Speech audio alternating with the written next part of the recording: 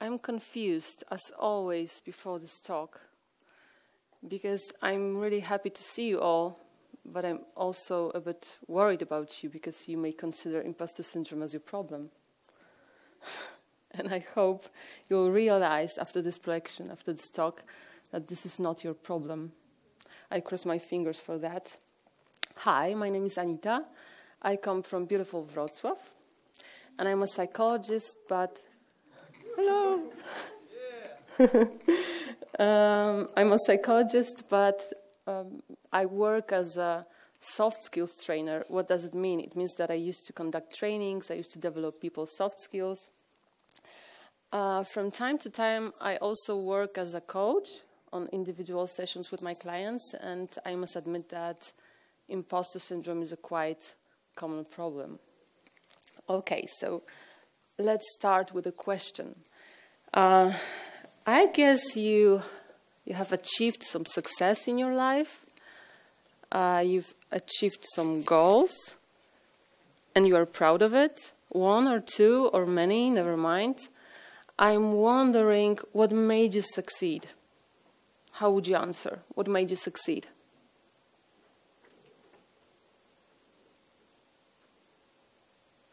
Hello?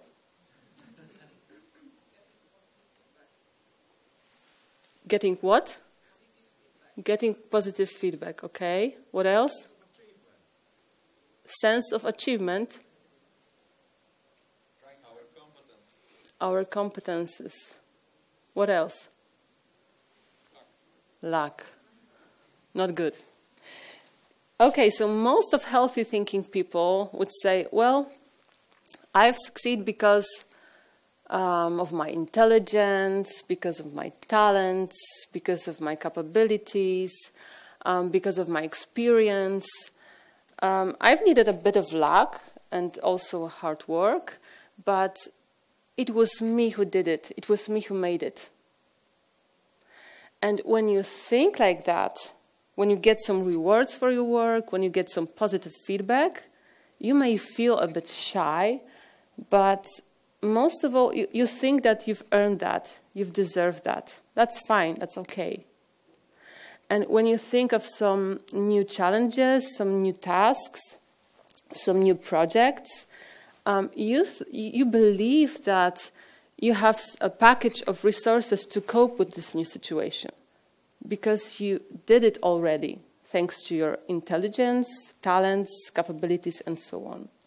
And that's the kind of cycle we build our self-esteem. And this is not the way people with imposter syndrome think. First of all, I would like to tell you what is not the imposter syndrome. And this is not a situation when someone is a real imposter, when someone is cheating, when someone is pretending. This is also not a situation that we all know, moments of self-doubt, moments that we don't believe we deserve the success we have. But if there are only moments, this is fine. This is not imposter syndrome. This is also not a disease. We can say this is syndrome, phenomenon. The strongest definition I found says this is a soft personality dysfunction. And we have, in psychiatry, we have DSM-4, and this is the Diagnostic and Statistical Manual of Mental Disorders, and there is no imposter syndrome right there. This is also not a women's problem only. There were such a hypothesis when Mrs. Klimes and Eames in the 70s discovered the syndrome, but now we know that it may concern all of us. And does it concern me? You can check. The first test I'll show you in a moment, because making the test also lets you to know some characteristics of the syndrome. And the second is Clan's IP scale. You can find it on the internet. And this is a scale that was created by one of the first researchers on imposter syndrome, and it's used to find some link to find some correlations with other personality traits. So I think that it's recommendable. Okay, you can choose from strongly agree to strongly disagree.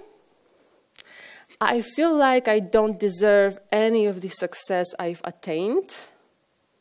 Even if people praise my skills, I still don't think I am as accomplished as they think I am. I might get rewards for my hard work, but I don't feel I have earned them. I am afraid that people will soon realize that I am not as smart as I make myself out to be. Most of the accomplishments I have were just a fluke. I find it difficult to accept compliments. I don't play my achievements because I don't think they are as amazing as people think they are. Sounds familiar? Okay, 2 definitions. First is by Holly Hutchins. It's a professor who is doing some research on imposter syndrome nowadays, so we can find some interesting articles by her. Thoughts and feelings of intellectual phoniness. In Polish we can say taka głuchota intelektualna. And the inability to internalize professional success, it is thinking and feeling like we are a fraud or fake. And the second one from Psychology Today, it's a pattern of behavior where people doubt their accomplishments and have a persistent, often internalized fear of being exposed as a fraud. Remember, I told you about the cycle we build our self-esteem, and now I would like to show you the imposter cycle. Let's imagine I have imposter syndrome, and I have to prepare a talk for international IT conference, and this is my first talk in English. A big challenge, isn't it? Okay, so I have a new project, new challenge, new task. What do I feel about that? I feel anxiety, worry, doubt, fear. And this is normal because most people experience some self-doubt while facing new challenges. But when you have imposter syndrome, those feelings are very strong and they are like paralyzing you. What do I do about those feelings? I have 2 strategies. First will be over-preparation. So I will work on this talk all the time. And it's like a never-ending story because it won't be good enough. It still won't be good enough. I go into perfectionism. And the second strategy would be procrastination. And procrastination is tendency to put off or completely avoid an activity. So I know I should be working on my talk, but I'm not able to. I'm doing some shopping, chatting with my friends, scrolling internet, and so on. I behave like Scarlett O'Hara. I'll think about it tomorrow.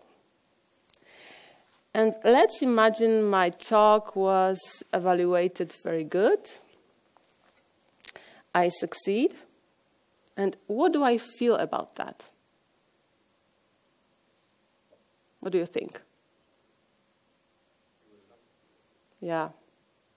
I don't feel proud of myself. I don't feel happy. I feel relief.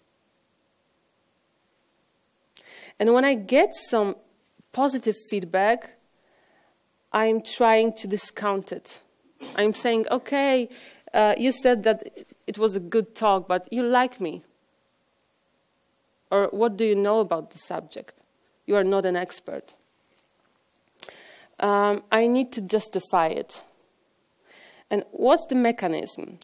If I choose procrastination and I succeed, I may say I was lucky. I was just lucky. If I passed the exam, I got simple questions. If I choose over-preparation, I worked so hard, and that's because I succeed. Not because of my talents, not because of my intelligence, only because of luck or great effort. And what's next? Oh, my imposter feelings are even stronger. And when I think of some new projects, new challenges, new tasks, I don't believe I can make it. I don't believe I have resources to cope with this new situation because I don't believe I did it in the past. I was just lucky, it just happened. Not because of me, not because of my intelligent talents and capabilities. Persons with imposterism are an experts on their own disasters. They blame themselves for any mistake or failings. They are focused on failings, not on success. They live in a permanent fear of and a sense of threat. They worry about being found out not to be as good, as intelligent as other people may think they are. They feel extreme fear of failure. Because if I make a mistake, it will prove I've been faking it all along. They also avoid situations in which they might be evaluated closely. They are afraid of evaluation. They attribute success to external standards, like timing, dumb luck, or great effort. And for example, you get promotion at work, and your inner narrative is that they must have been short on candidates, or I'm the less nerdy in my team, so that's why. They are not able to accept any praise. They feel uncomfortable. They need to justify it, and they are not able to internalize it. And the problem with imposter syndrome is a problem with the way we think about ourselves, about our success, about our mistakes. Because our lives very often give us proof that we are successful people, that we are intelligent and talented, but we don't believe it. And I found a nice sentence about that. We see the world not as it is, but as we are. And what are the consequences? What are the symptoms? Not sharing any original ideas, not sharing their knowledge and experience with others because they are afraid of being found out. They are afraid of any mistake. And even if they do share their knowledge, they bear high emotional costs. Rarely applying for promotion and raise, not taking the initiative, new projects or tasks, and working too much. Why? Because they need to prove they are worthy. They need to prove they are as good as other people may think they are. And if they work too much, there is a big chance for burnout. And there is also a big chance for depression and anxiety disorders. And they suffer mentally. It's not nice to have imposter syndrome. Who's affected? It can affect anyone, especially successful people, general managers running billion-dollar companies, some speakers who command audience in the thousands, people we all know, celebrities, politicians, academics, or any normal people, person who succeed. Even though they are often very successful by external standards, they feel their success has been due to some dumb luck or great effort only. And based on research, we don't see imposters perform worse. They are often highly competent people, and they often above average. They are often above average performers. Do you know the lady There are still days when I wake up feeling like a fraud, not sure I should be where I am. No matter what we've done, there comes a point when you think, how did I get here? When are they going to discover that I'm in fact a fraud and take everything away from me? Maya Angelou is a well-known poet. Was. I have written 11 books, but each time I think, oh, they are going to find out. Now I've run a game on everybody and they are going to find me out. And Emma Watson. When I was younger, I just did it, I just acted. It was just there. So now when I receive recognition for my acting, I feel incredibly uncomfortable. I tend to turn in on myself. I feel like an imposter. It was just something I did. And when I first heard about imposter syndrome, I thought this is a new name for something we already know, we psychologists. But now I know it's a separate psychological construct, but there are some links, some significant correlations with other personality traits. And first one is fear. And what is fear? Fear is not just being afraid of something. Fear is an emotion that has a permanent and strong impact on us. And it's based on irrational thought that something unpleasant may happen. There is also a correlation between imposter syndrome and depressing moods and negative self-esteem, and also perfectionism. And what is perfectionism? Perfectionism is setting high performance standards. It's critical self-evaluation and others' evaluation. And it's like I can't let something go until it's perfect. And based on my example, my talk can't be just good. It can't be just fine, proper. It should be perfect. It should be excellent. It should have a wow effect. So you know, down on your knees. Okay, and neuroticism. What is neuroticism?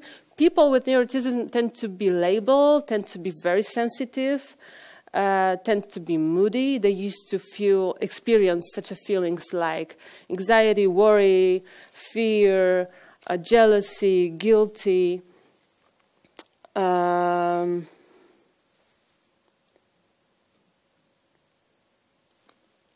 That's all. Okay, where does it come from? How would you answer? Where does it come from? Why so shy? What can I say? I'm a psychologist. A childhood. Lately, someone told me that first part of our life is destroyed by our parents and the second part is destroyed by our kids. Yeah. Okay, so dysfunctional, self-defeating beliefs. And what is belief? Jesus. What is belief? Belief is a thought we believe in. And it's, they are built through our childhood, based on what we hear from others, based on what we hear from people who are important for us, and it's also based on what we experience. And beliefs has huge impact on our behavior, and they are part of our internal dialogue. It's a kind of our map of reality. And this is also an example of this kind of belief, because if I do something well, I'm sure that others are able to do the same. I know I need some help. I'm not able to click. Oh, here it is.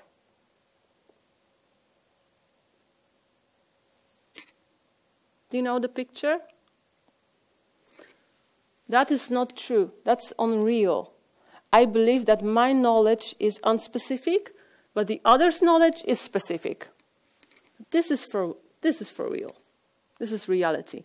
And if I believe that my knowledge is unspecific, all my imposter feelings are stronger.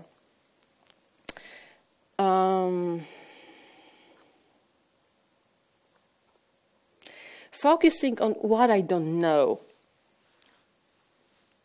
When you focus on what you still need to learn, what you are still not able to do, instead of focusing on what you have learned, how your capabilities improved, or how you developed. My self-esteem depends on my work. That's the next reason. So I need to be successful to be worthwhile. We don't share our failures, the way we succeed. Like, we don't share the whole process. How many times we made some mistake? How many times something went wrong? And social media have a huge impact on it, I think. People with imposterism have any idea it's possible not to feel so anxious and fearful all the time. Luckily, it's possible, but it's very hard work on yourself. How to cope with imposter syndrome? First of all, build your awareness. What for? Just to be able to know the symptoms, to recognize them, and to be able to cope with them. Just to know where is my emotion and where is my interpretation of some fact. Talk to others. Talk about your feelings. Most people don't talk about it. They suffer in silence. You'll realize there are so many people with imposter syndrome. You can use psychotherapy, because therapists can give you some tools that can help you to break the imposter cycle. You should work on your self-esteem. Write down a list of positive feedback that you get from the world. You can write down all your skills, all your achievements. And Mrs. Eames encourages her clients to make a realistic assessment of their abilities, just to know what are things that they are truly good at and where is the room for improvement. And this is the most difficult one, I think, because you should change your thinking. You should reframe the way you think about yourself, about your success, about your failures. You should rewrite your mental programs. They were built through your childhood, but you're not a child anymore, you're an adult, and this is the time to reframe them. And I can recommend you something that's called RTZ in Polish, and in English, REBT, Rational Emotive Behavior Therapy. It's a short-term form of therapy, but you can do it yourself at home. And it may help you to identify self-defeating thoughts and feelings. It can help you also to replace them with some more healthier, more productive ones. And try to find your own way how to deal with stress. And why? This is only a symptom of imposter syndrome, but it can help you to be more in touch with your rationality. Procrastination. How to cope with procrastination. Divide distant goals into smaller ones and be consistent. Deal with perfectionism. Do a task well enough, good enough, and define criteria of performance. And those criteria should be clear for everyone.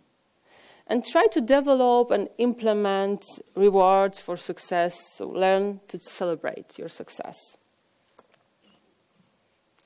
Talk to your mentors.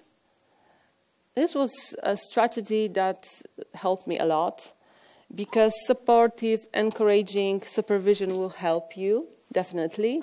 Listen to their stories, not only about success, but most of all about their failures they went through. Recognize your personal progress and growth instead of comparing yourself to others, because we are able to compare to some image of others, to the way we think they are, not to the real person. Accept your imperfections and expose them. Imposter roster can help you.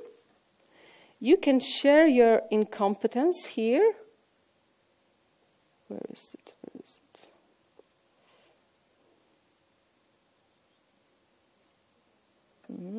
Sorry, I need a moment. You can share your incompetence here.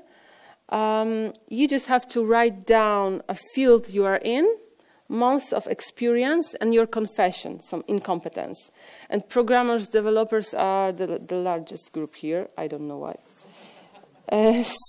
For example, someone in the software engineering field for 84 months still can't remember the switch syntax for any language.